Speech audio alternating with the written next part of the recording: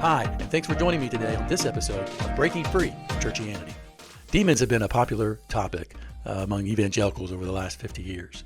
The Exorcist was released in 1973 and opened a door to curiosity and interest in the subject, especially among pop culture. I mean, you see so many shows today. You can just go to Netflix and see shows on demons and witchcraft, all kinds of stuff. But today the world is much more knowledgeable in the sense of talking about demons and things of that nature. Those raised in the church, especially evangelicals, have heard how Jesus cast out demons and healed people in the process. But I don't know about you, but I was never walked through the origins of demons and how Christianity has developed the concept over many centuries. As we said in earlier videos, when deconstructing your faith and theology, it is essential to go back to the origin of something to see how it started, evolved, and came to the current form and belief you hold today. You see, if you've never heard a sermon on the origins of demons and how did it all start and where did it come from, then I don't know if you're really prepared to determine what you believe about them. And that's kind of what happened with me. I realized there's a lot I don't know. I don't really understand the origin. Where did it start? And that's the only way to deconstruct. You have to go back to the origin of something. You have to look at how it started, and then you want to see how did it evolve? How did it evolve over time? And then you want to see that in light of what we've been taught and then what you believe. And can you look at the origin of it and what you believe today and say, yes, this is true to what has happened. I feel good about what I believe, that it's really grounded in something that's sound and firm. And if it's not, then that's something we need to look at and potentially prune or possibly even get rid of.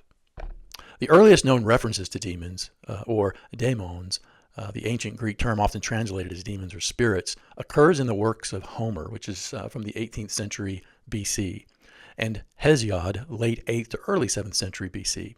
In these texts, daemons are not necessarily evil beings, but lesser divinities or supernatural forces that can influence human life for good or ill.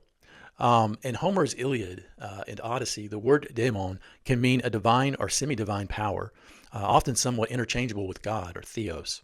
It does not carry the latter negative connotations of demon, as we might think of it in post-biblical or Christian context. You will encounter phrases like, some daemon has done this in Homer, indicating an unspecified supernatural force acting upon humans. These references show that daemons are part of the divine framework that influences fate, fortune, or misfortune without a strict moral polarity or good versus evil. That's very important. This is where they came from originally. And they weren't really seen as good or evil. They were really just sort of mischievous. And they could do things for good or they could do things that we would interpret as evil. Hesiod describes the golden race of humans from the mythic past who, after death, became daemons themselves, benevolent guardian spirits watching over mortals. So here we see them becoming daemons, and they actually watched over humans. Now, over time, Greek philosophical and religious thought diversified the meaning of daemon. Philosophers such as Plato in the 4th century BC spoke of personal daemons, like the daemonian of Socrates, as guiding spirits or conscious-like figures.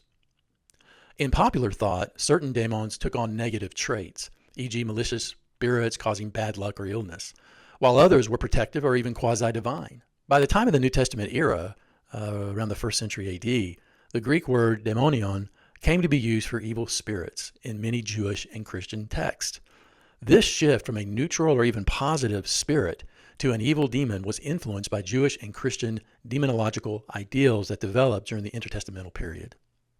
So in summary, the first references to what we might translate as demons, though spirits or divinities is often more accurate for early usage, appear in Homer and Hesiod around the 8th century BC, and at this stage the word daemon was not specific to evil beings.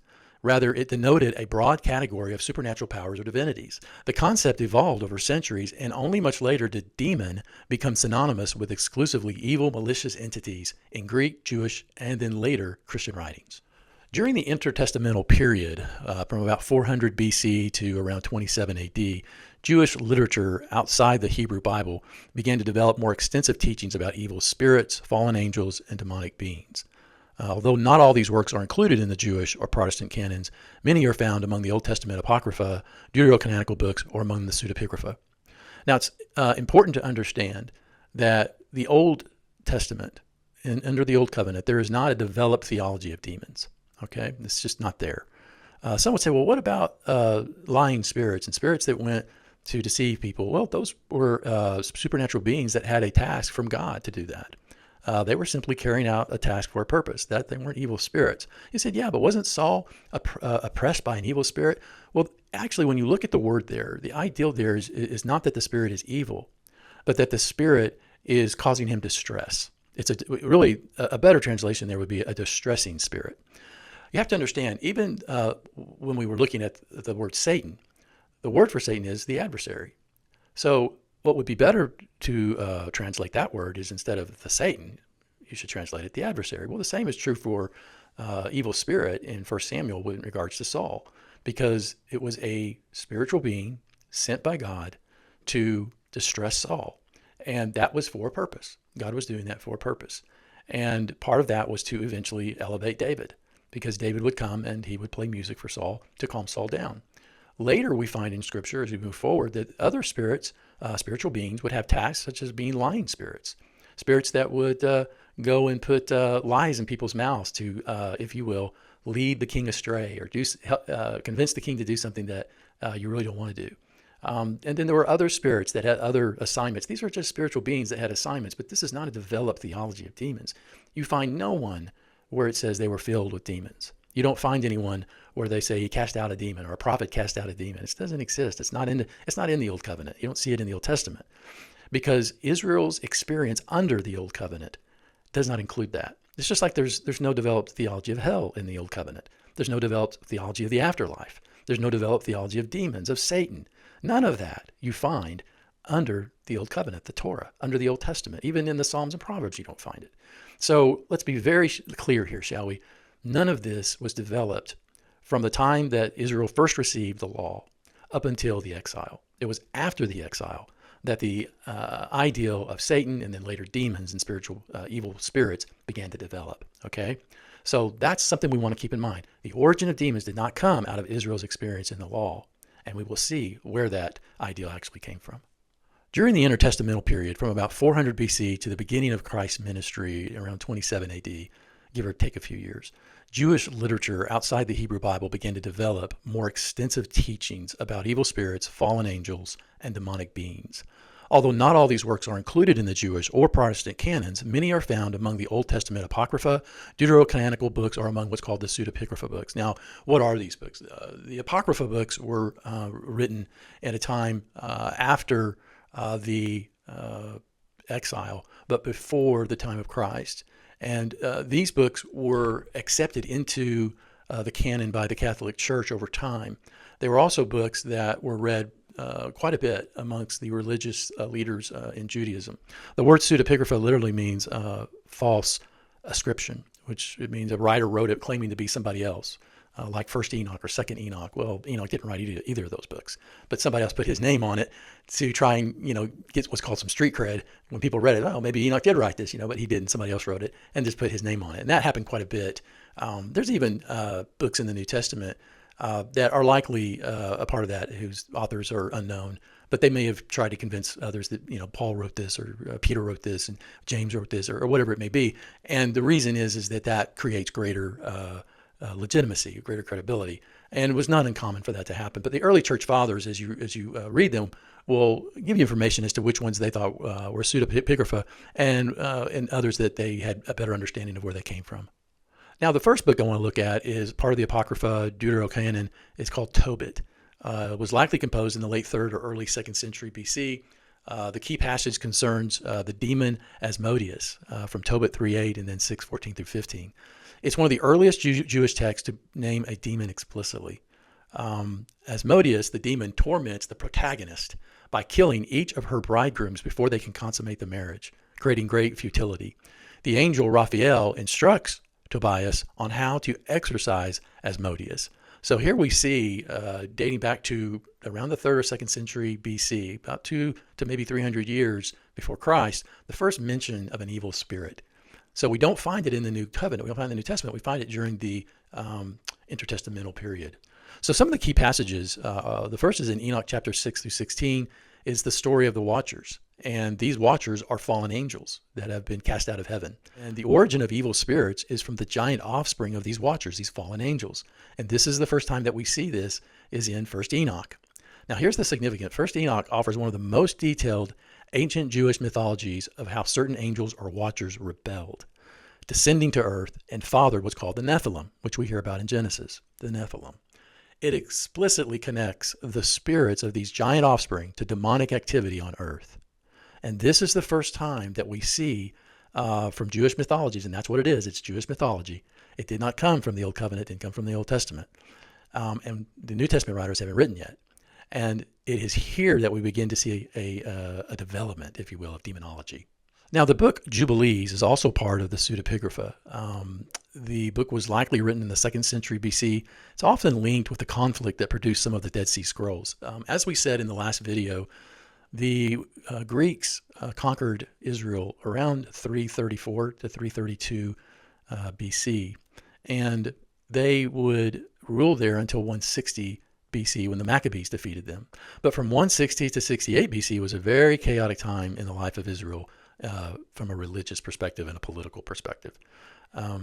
Many things were ongoing as far as fights over religion, fights over who would be king and who would rule, fights over Hellenization, fights over what would Israel look like, what does it mean to be a true Jew, and things of that nature. So this book was likely composed in the 2nd century after 160 BC. And it's often linked with these conflicts that eventually produced some of the Dead Sea Scrolls. Now, some key passages from Jubilees is where they discuss the rebellion of angels, which are the Watchers. In Jubilees 10, it portrays Mastema, which we said portrays a chief demonic figure, which is similar to Satan, or you could say accuser, petitioning God to let some demons remain on earth. So here we begin to see this development, not only of Satan, we begin to see a development of demonology, of demons in general, through these writings. This explains how evil spirits derived from the spirits of the giants, if you will, these fallen angels, continue to afflict humanity. So we're starting to see a develop now, not only of these fallen angels, the Watchers, but we're also beginning to see a development of demonology, of the mythology, if you will, Jewish mythology of demons and what their place is and what they do and that sort of thing. And this became very pervasive within certain parts of Jewish religion and Judaism about 100 to 150 years before Christ came on the scene. Another book is the Testaments of the 12 Patriarchs, which is also part of the pseudepigrapha. It was likely composed or compiled in the late 2nd century BC to early 1st century AD. It has frequent references to Belial, a name often used for the chief of demons or personification of evil, which we would think of as Satan or the devil.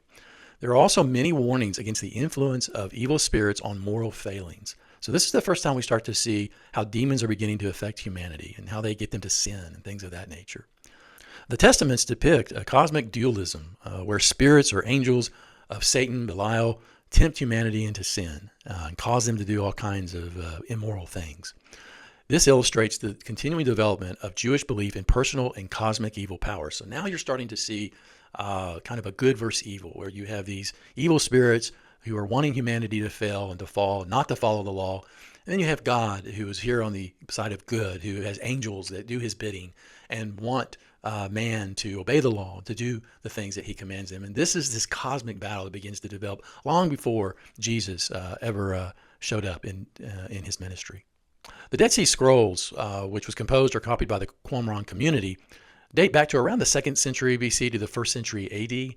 And there's some key texts that came out of these. One is the War Scroll, which describes the apocalyptic struggle between the sons of light and the sons of darkness, led by Belial. Now, the Essenes were the ones who would have helped develop some of this, and they really are the ones who sort of started to really bring some flesh to this, really create this ideal of Satan and this ideal of someone who is a spiritual evil being over all these demons, and there was a cosmic war going on, and God was fighting them, and they were fighting God, and they would use the word Belial, which we see in the New Testament, and this cosmic war was unseen, but was impacting humanity.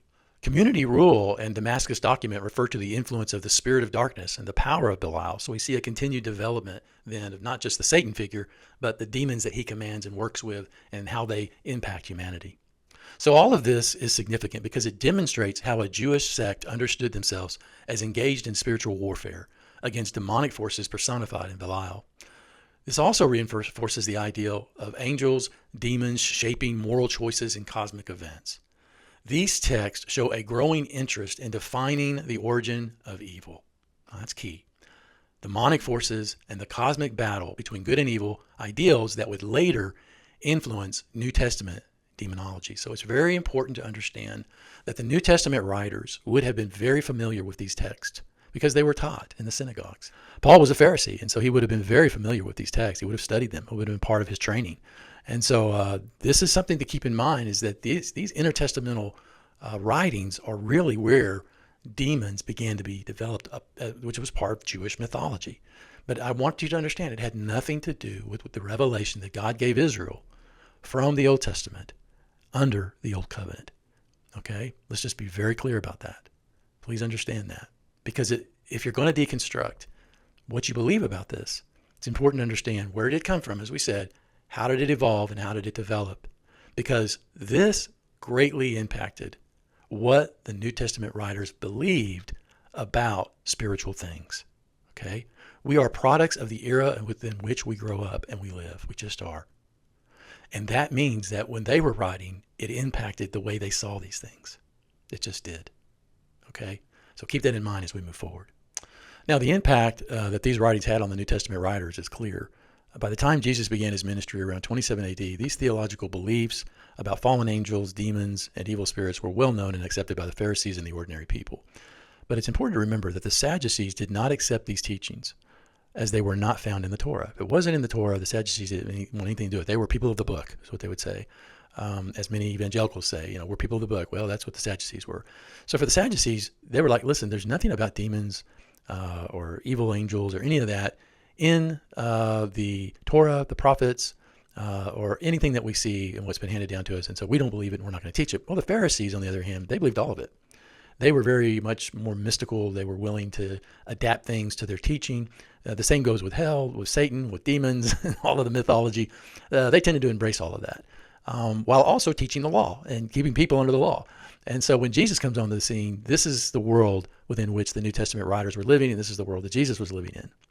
It's essential then to understand that these beliefs did not come out of Israel's experience under the covenant of circumcision and the Mosaic law, but rather out of their learning about Zoroastrianism during the exile in Babylon, and then Greek mythology during the period of Greek rule, or what's called Hellenization, over Israel. So all of this was heavily influenced by these two things, Zoroastrianism and Greek Hellenization, because of the mythology that the Greeks brought. You see, the Greeks believed in an afterlife. The Greeks believed in demons. The Greeks believed in what's called Hades, a place where all souls go after they die.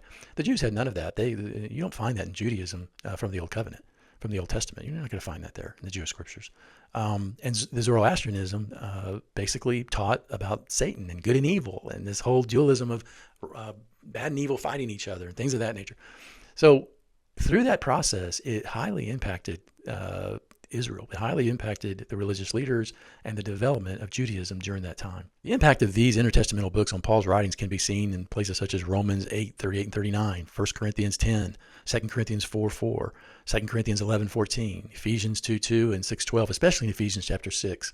Now, one of the things that is important to understand is that most theologians that I know do not believe Paul is the author of Ephesians. Most believe that Ephesians was written probably by someone who either knew Paul or was a disciple of Paul's. But it is highly unlikely that Paul wrote Ephesians just because of the grammatical style of Ephesians. It's very unlike the books that we are very confident Paul wrote, such as 1st and 2nd Corinthians and Galatians. So if you look at Ephesians chapter 6, where it talks about putting on the whole armor of God and principalities and all of that, there's really a defined hierarchy there. But it's kind of the same thing you see in the pseudepigrapha. So when you look at something, you have to ask yourself, where did they get that? Did they really get that from Jesus, or did they get it from the pseudepigrapha? Well, the evidence suggests they got it from the pseudepigrapha, not Jesus, because Jesus doesn't talk about that. Not really.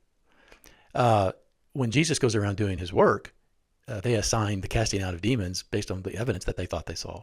You have to also understand that Jesus' goal was not to try and come and convince people that there's no demons or there's no devil. That wasn't his goal. His goal was to come that they might have life and that they might have it more abundantly. He said, I came to do the will of my Father. And that will was to draw people to himself, to draw people to the Messiah. And so Satan, no Satan, all that, in time that could be worked on, but the real point of Jesus' ministry was not that. Now, it's clear that Paul had studied these intertestamental books as he was trained under Gamaliel, as we said, as a Pharisee. So it seeps into his writings a little bit and in his theological world, if you will. And some people would say, well, Paul believes it. That's good enough for me. Well, is it? You have a little more information than he does. You've been given greater general revelation than he has. You've been given greater light. All right? 2,000 years is a long time. And God's continuing to give us revelation. All that means is God just continues to open our eyes to show us spiritually what we need to see. He didn't just stop in the old. I love how sometimes I had pastors say, well, there's only the Bible and that's it. There's no more revelation. And I'm like, where did you get that? Who told you that? And who gave you authority to get in the pulpit and say it? And this is the type of thing that has gone on, and it is simply not correct. It's limiting you to not being able, it's basically limiting your spiritual growth. And the reason people will get up and say that is because it gives them a greater sense and a greater security to be able to take the Bible and say, see, I know what I'm talking about and you need to do it. It just comes back to control. So be careful when someone says, well, hey, there's not any more revelation. Yeah, there is.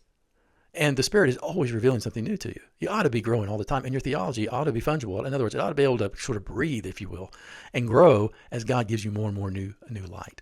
Now, according to the Gospels, Jesus also spoke of demons, but never directly taught about demons. Now, it's important to understand that Jesus did not write anything, okay? He never wrote a thing that survived. Unlike Paul or the other authors of the New Testament, no, Jesus didn't write anything. So what we have to go off of is simply their writings, what they said, he said, which doesn't mean that the writers of the Gospels were there and were direct witnesses of what happened. That's highly unlikely, based on most of the theologians I know, except for some conservative theologians. You see, the people who were with him, his disciples, likely were dead, most of them, by the time the Gospels were written. And none of the Gospels were written before about 73 AD, which is over 40 years, a long time. It's highly unlikely any of the disciples were still alive then. And the ones that were alive didn't grow up knowing how to write Greek. So whoever wrote them knew Greek, okay? So you just had to take that into consideration. So we're talking about second, third, fourth, fifth hand information. And you say, well, can I not trust the Gospels? I'm not saying that. I'm saying look at them from a spiritual viewpoint, okay? Let the Holy Spirit guide you as you read it. That's what's important. Now, we see in Mark 1, 23 through 27, casting out demons in the synagogue. That's actually the first time we see it, where this is attributed to casting out a demon. The Gerasene demoniac, he said, I have a legion is my name. And that doesn't mean there were a legion of demons in there. It just means that was his name, legion. We see that from Mark 5. Accusations of casting out demons by Beelzebul. And that basically was the Pharisees blaspheming, if you will. And that comes from Mark 3. And we see the mute and blind demoniac in Matthew 9, 32, 34. We saw teaching on an unclean spirit returning in Luke 11. Now, again, Jesus is using that as an illustration of, listen, if you clean the law out, if you get rid of the law and you go back to the law, you're going to be twice as worse off as you were before. I try to tell people, if you go to grace and receive all that God has for you by grace and then go back to the law, you're twice as bad off as you were. It's like cleaning out a room and then leaving it open. So the room's been cleaned out. Guess what? The law is going to come back and fill it back up if you can continue to live by the law of love, of grace, of mercy, of the Spirit. Otherwise, the law is going to come right back in, man. So be careful when you see Jesus using an illustration to then say, well, see, he believed it. That doesn't mean he believed it. I've used a lot of illustrations about things I don't believe. I've done it all the time. I don't go into the things I do or don't believe, but I've used illustrations about different things. Jesus was a master storyteller. I mean, just read his parables. It just fascinates me to see how he could tell a story, and he was excellent at it. And I have people come to me and say, listen, if you want to be a good storyteller, go read Jesus' parables, because he was excellent. We also see the disciples failed exorcism. They were trying to get this kid to get the demon out of him, and they couldn't do it, which tells me that I'm not so certain there was a demon. I'm thinking that kid had a problem. Jesus came, and he healed the young man. And so we also see the 72 disciples return to Jesus, thrilled that demons submitted to them in his name. And so Jesus says, I saw Satan fall like lightning from heaven, a statement that underscores the cosmic dimension of his mission out of Luke 10, 17 through 20. Again, read these things with spiritual eyes, okay, as he would say. Let the Spirit direct you when you do it. Now, it's my belief that, like the people's belief in Satan, Jesus did not try to challenge the people's beliefs about evil spirits and demons. Instead, he used them to make points in his parables and other teachings with the disciples, as we said earlier. What good would it do for Jesus to get up and say, well, there's not really a Satan, there's not really demons, but a lot of this is just stuff you're doing to yourself? That would just upset the apple cart. And not only now would you have the problem of them already attacking Jesus for the things he was saying. But then if he said something like that, that's even more of a problem. And so it creates a double issue. And so why even bring it up? It doesn't matter. What's more important is to speak to the people, speak to the religious leaders, speak to the disciples where they're at. And it is a lesson to us today. When you talk to people, know your audience. Do not talk to people based on where you're at. Talk to them based on where they're at. And do it with grace, mercy, kindness, and humility. Now, there are other passages in Acts, the book of James, 2 Peter, Jude, and Revelation that give mention, especially in Revelation, that give mention of demons. And in all this, we see that the writers of the New Testament believed in demons. Let's just be clear about that. They ascribed evil works to them and believed in exorcism and the deception of demons. Again, though, this was the era within which they lived. We can't expect people to be anything more than what they lived in. It's kind of like, I've written books, and I'm just finishing up my third book. Well, 100 years from now, after I'm gone, we're all gone, and people find my book, and they read it, and they're like, I can't believe he said this, or I can't believe that guy said that. Well, I'm a product of my era. A lot's going to happen between now and 100 years from now, especially when you see the technological developments that are occurring. A lot's going to happen. So they may look at my books and laugh and go, yeah, well, of course we know that. Well, yeah, who would believe that? Well, the people in my era did. This is what I'm talking about. Revelation is always ongoing. It's just ongoing. And the same has been true for theology. Anyone that tells you that theology is not developing over time, they need to go back and read history. I mean, theology is constantly developing. It's constantly changing. What the church believes is constantly being reframed and reformatted and relooked at. It just is. And that's just part of being human. It's part of living in this world we live in. And we should do that. It's important to look at what is it I believe and why do I believe it? And what are the new things that God's giving us that I need to look at and see how it applies to what I believe? Would you be willing to join us in sending this message of grace and love to as many people as possible? It's very easy. All you have to do is go to BeFreeFC.com, or you can use the QR code here to your left, and it will take you to our webpage. There you'll find a donate page, and you can give in our portal very easily. I want to encourage you to do that as we continue to let people know that they are loved, and not only are they loved, but they can love themselves. God bless you.